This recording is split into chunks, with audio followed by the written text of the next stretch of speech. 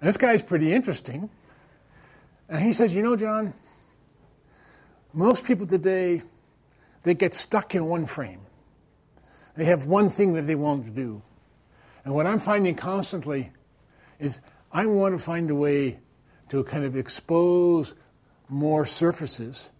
I could go into the way our food system actually works in our body so that I'm not too narrow-focused, so I'm prepared to hear things that may not seem immediately relevant right away, but I'm still wanting to kind of listen to them and appropriate them.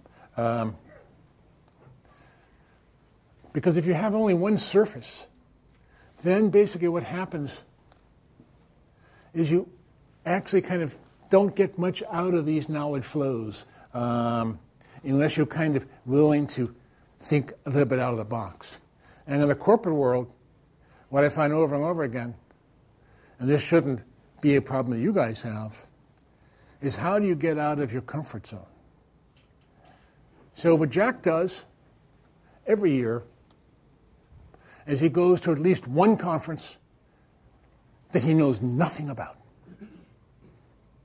The first day in that conference, he sits in the conference. He learns the technical terms. He learns the great kind of the scope, the shape of the ideas, and so on and so forth. The second day, he hangs out in the corridors, just listening to conversations. And the third day, he actually starts to actively participate with people, practicing kind of how do you talk, how do you think about things, but now bringing his broader perspective to this game. Now, you guys know Jack.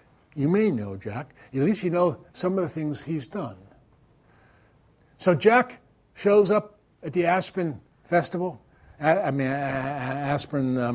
Roundtable in the Aspen Institute, and he decides to drop in on energy. He knows nothing about energy. But the third day, he realizes, man, this is a serious problem. I want to get engaged. And so he creates what he calls now the Carbon War Room, which you can go on the web and see. And he talks a dozen incredibly powerful entrepreneurs, one being Richard Branson, to join, and attracts enough attention through creating these beacons, he calls them, that kind of people can now start to discover, to say, if you have ideas of a certain kind, come talk to us. And so he went from this serendipitous encounter to now shaping a space that started to attract and pull relevant people to him to make something happen. And you know him for two things. If you come from New York, he pulled together the resources and the people to create and to get Mayor Bloomberg to put in the hybrid taxi ruling that says by the next 4 years, basically half the taxis or something like this have to be hybrids. And you also know the Cash for Clunkers program. That was his, that came out of the Carbon War Room by attracting, again, the right set of people to help him make that happen.